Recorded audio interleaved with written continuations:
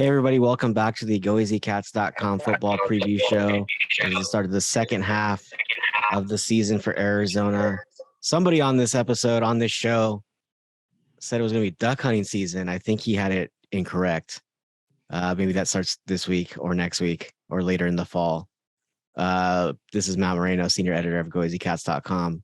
The person who shall not be named, I'll name now, I guess. Troy Hutchison, staff writer for GOAZCATS.com, is joining me as always to talk about Arizona football as we get ready to see Arizona go into the second half of the season, opening up with Washington. Brutal stretch of games here for Arizona that started last week with number 12 Oregon. Arizona came out on the losing end of a 49-22 matchup. I don't know if that was scoregami. It was a weird score. None of it good for Arizona, Troy. We're going to touch on last week's game just a little bit. I know a lot of people are looking past that. I know Arizona's already looking past that and moved on, getting ready for Washington Seattle this week. But Troy, looking back, what were a couple of the standout things that you noticed in the last game? I know a lot of fans taking the pulse on our message boards, on Twitter, kind of everywhere. Fans are very concerned about the defense. Johnny Nansen looked so good to start the season. Everyone's like, oh, this is a lot different. Getting some turnovers, very active. You're getting to the quarterback. Now people are like, saying, hey, what happened to Don Brown? Let's get that guy back here. It seems like a little bit. So I don't think I'd be ready to hit the panic button yet. I think there's still a lot of work to be done. You're talking about a coach that hasn't really had a hand in really building this defense at all in terms of the players and the personnel and the guys that he did bring in. A lot of those guys are doing well. So I don't think it's necessarily anything to put squarely on Johnny Nansen, but it is a problem, and Arizona's having defensive issues. Is that where you're going to start, or what were some of the things that stood out to you about this game against Oregon last week? Yeah, I think it's easy to start on defense, but let's start first on that opening drive for Arizona. Things were looking good for the Wildcats, able to move the ball at will, a little bit of running. We saw a huge pass by Jaden Delora to Jacob Cowing on the sideline there. Everything seemed to be going well. I was in the end zone taking photos, and it looked like Arizona was about to score a touchdown to take the 7-0 lead early on in the game. And then all of a sudden, Jedd Fisch got cute. They do the reverse. The ball gets fumbled, and Oregon recovers. And luckily, Arizona was able to stop them. But that killed them so much on that opening drive. And I don't think it's being talked about enough in terms of you need to simplify your offense in those situations. As you mentioned, I was going to bring it up that you're down on the field and you sent me a message and you're like, the fumble. And you just kind of mentioned like, oh, watch what happens now or something along those lines, where you kind of just made a note of like, that's not good. And it wasn't good. And I think there were a lot of fans, a lot of people, a lot of maybe even media members like yourself who, gave Arizona a chance, because I think a lot of people weren't sure what to think of Oregon. I think a lot of people watched Oregon in that first game against Georgia and said, oh, that's the team that's coming to Arizona, where I think a lot of people forgot about all the wins that they've stacked and the type of offense they have, and almost how their strengths matched up exactly with Arizona's weaknesses. And to a certain extent, Arizona's strengths matched up with their weaknesses as well, but it's just a talented team. And I think Jedd kind of, when he talked about it after the game, I mean, he mentioned like they just have players. They have just a lot of talent that they've stacked up over the years. And I think there was a little bit in Jedd that was like, that's where I want to be eventually. I want to be that type of team that, can just stack up talent and have years of recruiting success on the field at one time, where I think the feeling I got was they're just not there yet. And they're just not the type of team that can beat a team like Oregon if they're playing bad. I think any team in the Pac-12 can beat any team in the Pac-12 if they're playing well. Some teams in the Pac-12 can play poorly and still beat a lot of the teams in the Pac-12, Oregon being one of those. Arizona is not to the point where it can play poorly and beat a team like Oregon. It needs to everything to fall into place. Maybe you can have one or two mistakes, but it feels like this Arizona team, one or two mistakes against a team like Oregon, against a team like USC or UCLA even, it's not going to go well, and it's going to spell doom. And that's kind of what happened against the Ducks, I thought. Just too many issues on Arizona's side, too many mistakes. Just can't have those. And I don't think Oregon's the team it's going to be eventually under Dan Lanning. I think it's going to be kind of a perennial college football playoff contender, assuming he sticks around. And it's not what it used to be at one point when they were kind of, in that conversation every year for the college football playoff. They're kind of somewhere in between, but they're still very good. Right now, they might be the best team in the Pac-12.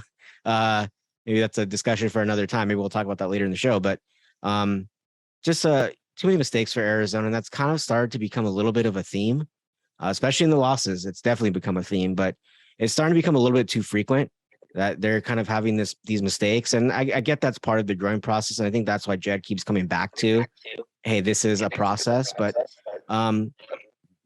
as you look now into the second half of the season and coming off that Oregon game, what are some things that maybe have you most concerned and things that you see need to get corrected for Arizona, starting this week? Yeah, I think number one is the defense, and mainly just the running defense. Passing defense has been good, solid all season long. They've been able to get to the quarterback, except for against Oregon. But that rush defense is horrid. It's really bad, and I'm not sure how Arizona goes about fixing it. You're seeing Jacob Manu becoming the starter at the will linebacker position. But what happened to a guy like Malik Reed? What happened to a guy like Anthony Solomon? These are guys that were brought into the program and expected maybe to make an impact. I think more so Malik Reed, and we saw him starting a lot during spring and into fall camp. And now he's really disappeared off the depth chart. Obviously, these coaches know this roster better than any of us. But at some point, don't you have to try something different than just repeating the same thing over and over again and seeing it play out in front of you? I don't know. What are your thoughts on that? It's a difficult position. I mean, it's one of those things where they've hit on most of the transfers they brought in since Jedd arrived. It's unfortunate for them that a couple that they haven't are linebackers, and that's such a position of need. I think ideally you wouldn't want to play Jacob Manu as a true freshman. I mean, I think you would want to. I think he's very fully capable, and I think he does a lot of things very well. But I think ideally you wouldn't want him to be on the field yet. But they're in the position where they need him to be on the field.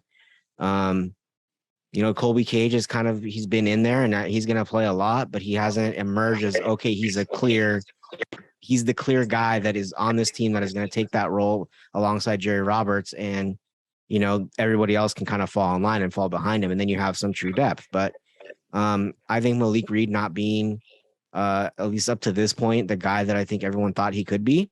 And again, that's not all his fault. I mean, it's been injuries. It's been things that have set him back. And so it's just unfortunate. I think Anthony Solomon is, another one of those cases where I was not necessarily hesitant, but I was like, I think people need to give him some time to figure things out, because it wasn't like he was a superstar at Michigan. He was a highly touted recruit and somebody who I think had a lot of acclaim coming into his college career, but it hasn't exactly worked out for him at the college level, and that'll happen. And sometimes those guys start to figure it out late in their careers. I think a lot of Arizona fans saw University of Michigan and just assumed, oh, he's going to be a clear starter, someone who's making a clear impact. I think Arizona is very fortunate to have someone like Hunter Echols do what he's done, because it's a similar position. I mean, he wasn't necessarily amazing at USC. He did some things and he contributed in games, but it wasn't like he was a starter for USC. I mean, he was somebody who was battling there. And I think it's been, it's good on him to, come to Arizona and step into a situation where he's going to have a bigger opportunity and make plays. But that feels more rare than what we're seeing at the linebacker position, where it's, just guys not living up to what people thought. And so that's kind of the gamble of the transfer portal. But I think it's just been unfortunate for Arizona, some misfortune, in the transfer portal, that two of the guys that I think they expected to contribute just haven't been able to at those positions. And you're bringing transfer portal players in to play right away. There's no other reason you're bringing them in. You don't bring in transfer portal players and waste a scholarship on them for depth necessarily. I mean, you want them to contribute. That's kind of the way college football is going, is that the high school guys, for the most part, are being brought in for depth and then eventually to take over jobs. But the transfer portal guys are coming in to play right away, because what you have with most of them. You've seen them play. I know some guys are coming in as freshmen, redshirt freshmen, haven't played. You don't really know. But for the most part, you've seen these guys play and you know what you're getting. And so it's a little bit, you can't really miss. And so it's just tough. But I mean, going back to even spring ball, training camp, you looked at this team, I think we talked about it, quite a bit before the season. and I'm sure we talked about it on the first show, if there was a position where it was like, I don't know, that's a question mark, especially defensively, it was the linebacker group. And so I think it's just kind of affirming kind of what everyone believed. I'm sure the coaching staff, although they can't say it publicly and can't admit it, probably had some concerns about the linebacker group and how it was going to all come together, because there just isn't the guys, and maybe some guys that you do have aren't quite ready yet. Like I think a lot of people, and I would be interested to see what he looks like at some point this season. I assume we'll see him at some point, but someone like Tyler Martin, was a pretty highly touted guy. Can you get him in there in some time and see what he can do? I think there's some players there.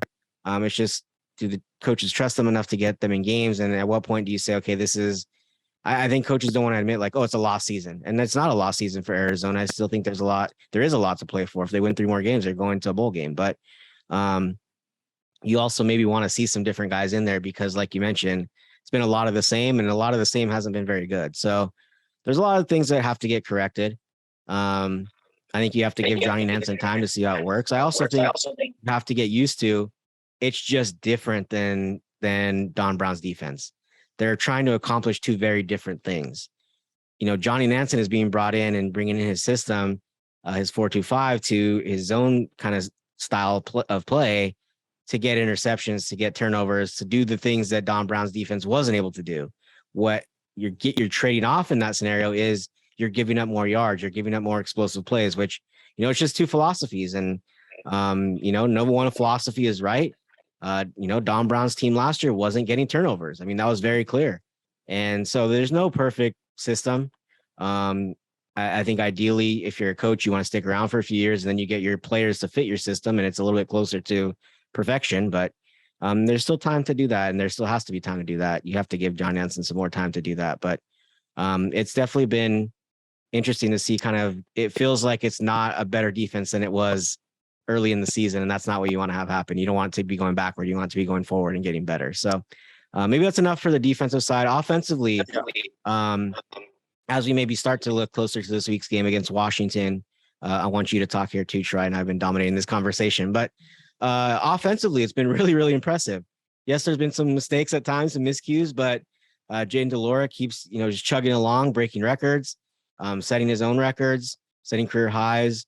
We'll get to this game a little bit more, but the 2 top passing offenses are going to be on the field, in Seattle on Saturday. What do you make so far of Arizona's offense and the progress it's made in, 1 short season under Jedd Fisch? Yeah, I mean, it's night and day from a year ago. And a lot of that not only has to do with Jayden de Laura, it's also the offensive line. I mean, you saw them against Mississippi State get completely dominated. I think they rushed for 40 yards on 22 carries in that game. And you're like, oh, God, not this again, because it showed signs of last year's offensive line. But as you've seen them progress, even against Oregon, I thought they had a pretty good game. There were some mistakes, but that's one of the best front sevens in all of college football that they went up against. And just seeing how the offensive line progress has allowed this offense to be more balanced, both in the passing and running game. And you're seeing big plays because of it. As you look ahead to this game against Washington now, what are some things that you're going to be keeping an eye on? Obviously, Michael Penix has been really outstanding over the course of this season. Kind of an interesting team in that for mostly, the recent years, it's been about the defense and what they can do with their secondary and them churning out NFL players. And I'm sure I don't pay attention too much to the Broncos, but I know the Packers have, drafted, their one of their DBs, and there are a lot of Washington cornerbacks and safeties playing on Sundays. But it hasn't been that group this year that's been, the strong point. It has been the offense. And yes, Washington tends to have pretty good offenses and has some good skill guys, some good receivers. But it's really been impressive to see their offense. Obviously, that's what Kalen DeBoer does. That's his side of the ball. That's what he coaches. But what's impressed you about Washington, and what are you expecting, or what are some things you're going to have your eye on this week, as the 2 teams link up? Yeah, although they are one of the best passing teams in the country, they run the football as well. They have a guy that's close to 500 yards rushing this season. So it's kind of been a balanced attack, even though it is a pass heavy offense. One of the things I want to see is what Washington team is Arizona going to get? The Huskies have been scuffling as of late with losses to UCLA and ASU. And really, since that Michigan State game, they haven't looked quite the same. Are they going to get Jekyll or Hyde in this case? Washington's a little up and down recently, but offensively, they've been clicking on all cylinders. And can Arizona keep up with them? I think we've seen a lot of teams keep up with them offensively because their defense hasn't been there as of late. So as you look at Arizona and you look at what they need to do well, taking last week's game into account, what you've seen through the first half of the season, what are some things they're going to have to lean on to get a win in this game? The run defense is not going to magically fix overnight. I don't think anybody's expecting it to have that for them to have a completely dominant type of performance. I still think they're going to give up a lot of yards on the ground, but maybe it's a better game for them to kind of control things defensively because it is such a pass happy offense up at Washington. But what are some things you want to see them key in? Or you think or maybe what even the coaches and players have talked about, they're going to key in on this week to try and get a win and just try to start off the second half of the season with a win? Yeah, I think number one is going to be running the football in this game for Arizona. Washington's pass defense has been bad. Their front seven has actually been pretty decent. But if you're able to run the football and open up your passing offense, like we've seen a lot of teams do against Arizona, it could be good for the Wildcats. I think they're going to look to pass the ball. But if they kind of reverse their method there early on in the game, I mean, it could be a really high-scoring game for Jedd and Delora and company. Number two is, can they create turnovers? Washington's had a little bit of an issue with turnovers over the last several weeks with 2 pick sixes. I know one of those went off the helmet of an offensive lineman, but can they create havoc at Husky Stadium? And lastly, you can't turn the ball over. If you turn the ball over in Seattle and get that crowd into it, you have no chance. So there's a couple notes I want to bring to light and talk about and discuss. There's a couple things with this game that's really interesting that it makes it, before we get to our predictions, makes it kind of an interesting one. Arizona has not done well when going to Seattle. It's been a long time. We were discussing this earlier in the week. We were debating. I was trying to tell you your own life and tell you that you were in elementary school.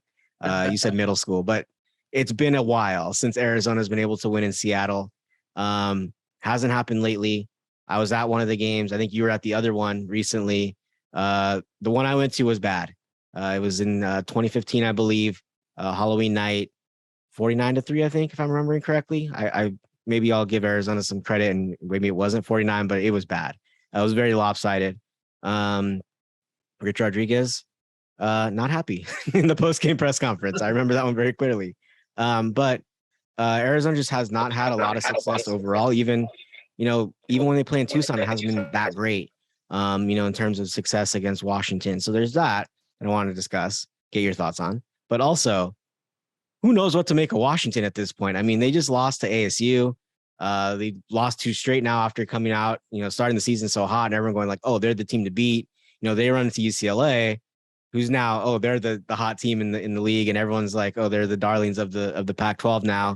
I still think we'll get to them eventually down the road, but I still think I'm not fully trusting in UCLA right now. But Washington has taken a tumble the last couple of weeks and just doesn't look like the same team that we saw early in the season, the one that beat Michigan State, and everyone going, okay, wow, this is, Kalen DeBoer having more success and, built something at Fresno State and doing the same thing at Washington with his quarterback that, transferred from Indiana.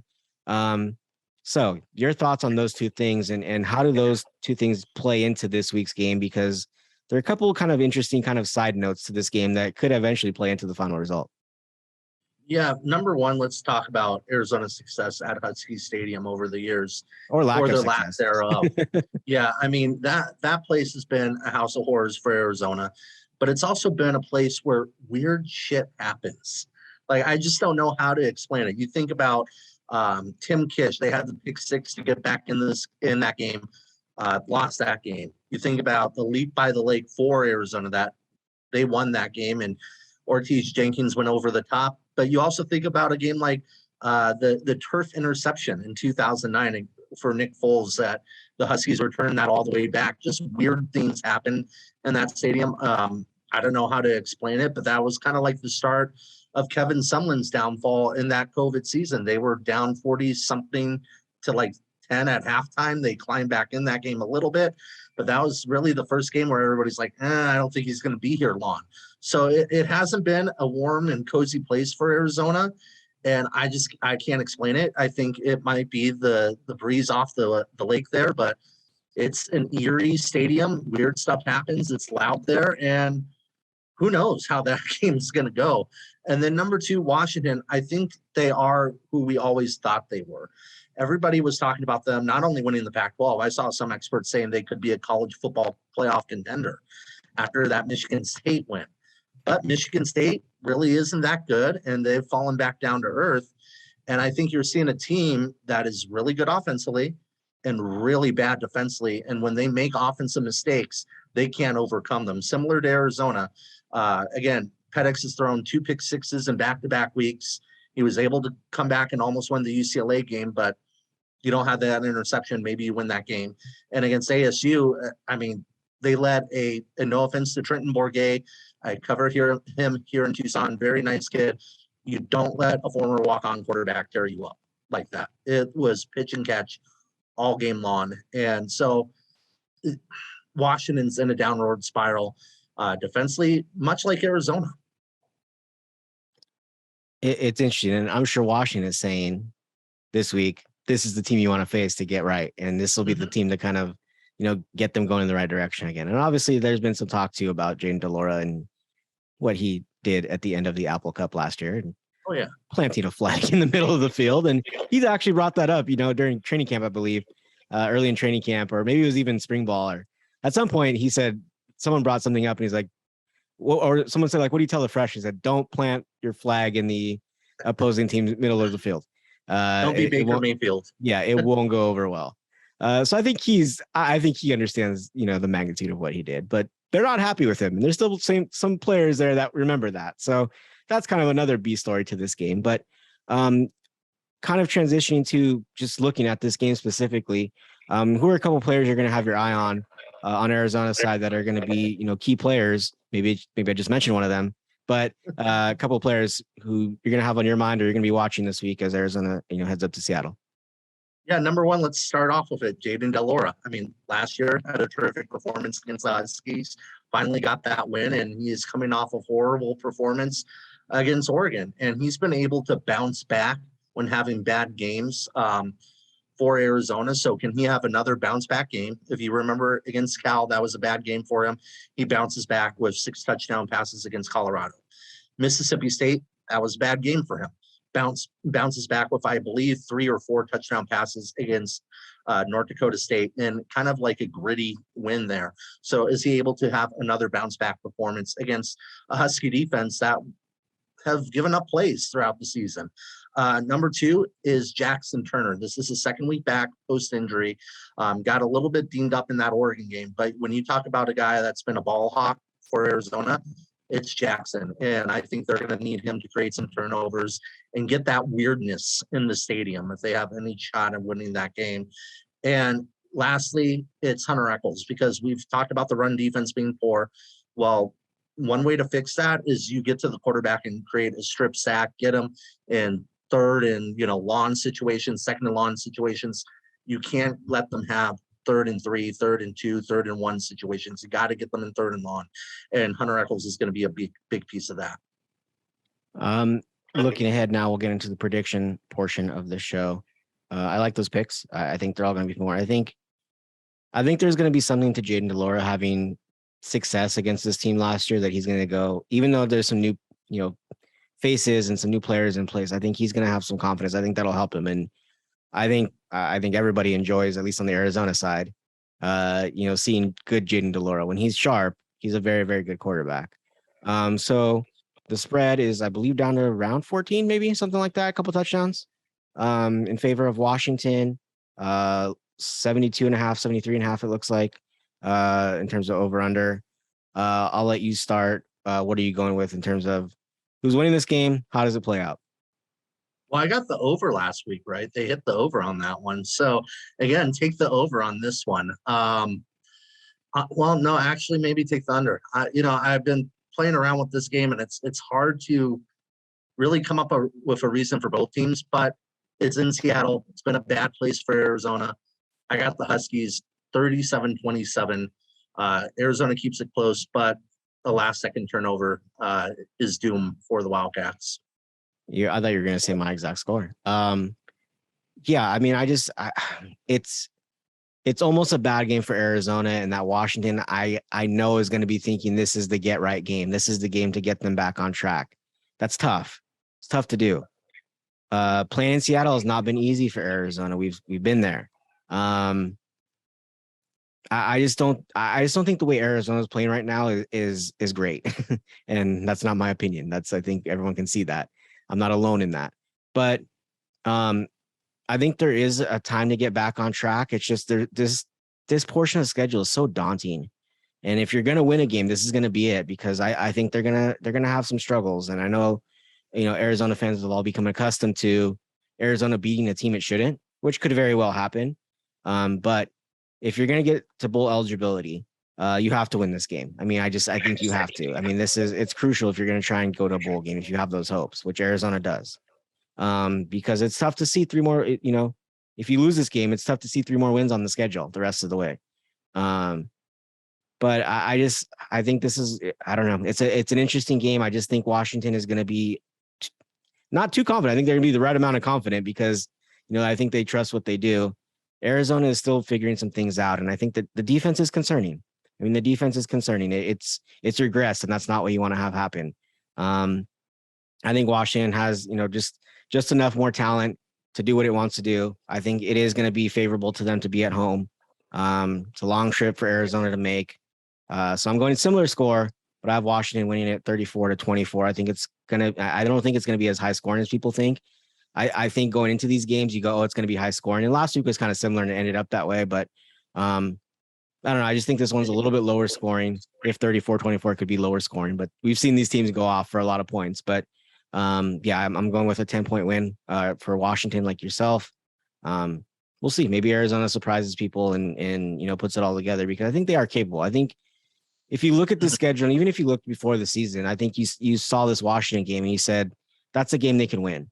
And I still think so. I still think it is, but I just don't think they're not playing well right now. And I think if they're playing better, I would say they have a shot even to kind of exercise some of those demons of, Husky Stadium. But I just don't see it right now. So I'm going 10-point win for Washington, and we'll see what happens next week. But anything else you want to add, Troy? Yeah, I think the first drive of the game for Arizona is going to be very telling. I mean, very much like last week, they fumbled the ball and it was all downhill from there. And I really believe if they score that touchdown, I'm not saying it would be a different score, but it would be a lot closer. And who knows what happens when you're up 10-0. If Arizona is able to score on its first drive, and not 3 points, I think 3 points doesn't do you any good in this situation. But go up 7-0 early in this game, then they have a shot.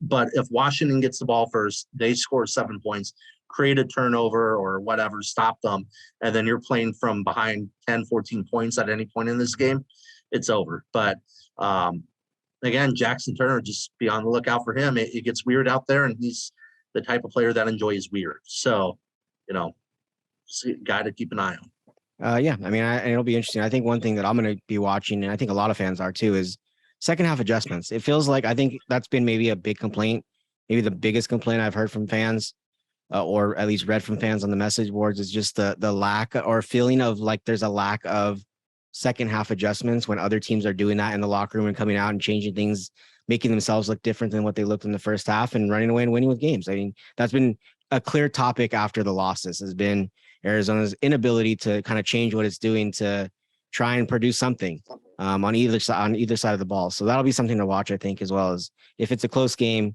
if it's not a close game or whatever, but just see how they look, especially those first, few minutes of the second half. I think that's going to be key.